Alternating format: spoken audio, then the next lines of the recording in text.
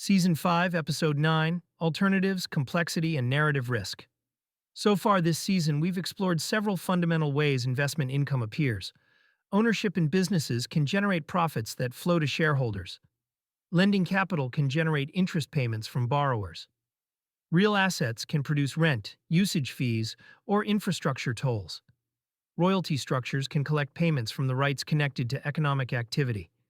In each case, the economic mechanism is relatively clear. A business earns profits. A borrower pays interest. A building collects rent. A pipeline charges for transportation. But not all investments are this easy to understand. Some exist within structures that are far more complex. Private equity, venture capital, hedge funds, structured products, certain areas of digital assets. These investments are often grouped together under the broad label of alternatives. The name itself suggests something outside the traditional categories of stocks, bonds, and real assets. And in many cases, these investments do operate in different environments. Private markets instead of public ones. Specialized strategies instead of straightforward ownership. Long-time horizons with limited liquidity.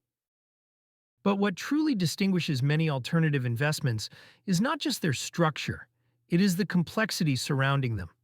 Layers of partnerships, specialized financing arrangements, performance fees, limited information about underlying operations, and narratives that can sometimes be more compelling than the economic mechanics themselves. This introduces something that quietly shapes many areas of investing: narrative risk. Narrative risk occurs when the story surrounding an investment becomes easier to understand than the underlying economics. The investment may be described in terms of innovation, disruption, exclusivity, or access to private opportunities. These stories can be persuasive, but they can also make it difficult to see the simple question that ultimately matters.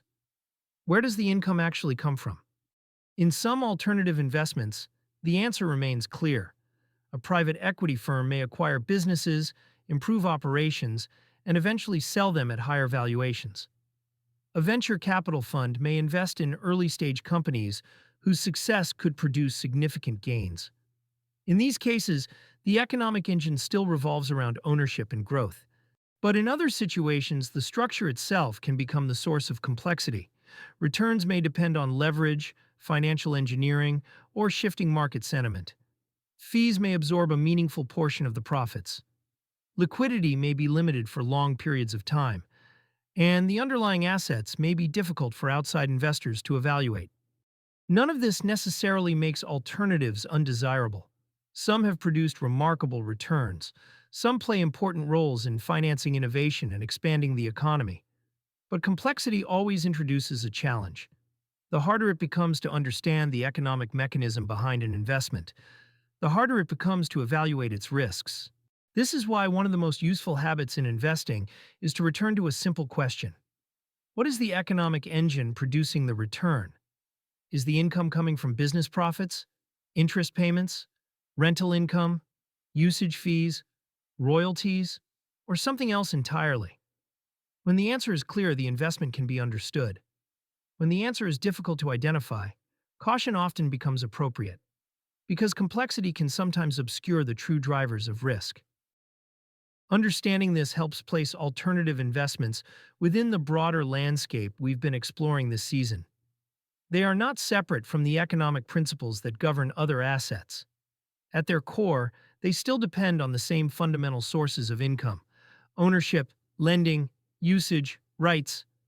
The difference is that these mechanisms may be wrapped in structures that make them harder to see. And that is why understanding the basic economic foundations of investment income becomes so valuable. Once those foundations are clear, the investing world begins to look less like a collection of mysterious opportunities, and more like a set of familiar engines operating in different forms. And in the next episode, we will bring those engines together. Because despite the variety of assets and structures we've discussed, nearly all investment income ultimately flows through just a handful of channels. 6, to be precise. Understanding those 6 streams reveals a surprisingly simple framework for answering the question that has guided this entire season: where investment income actually comes from.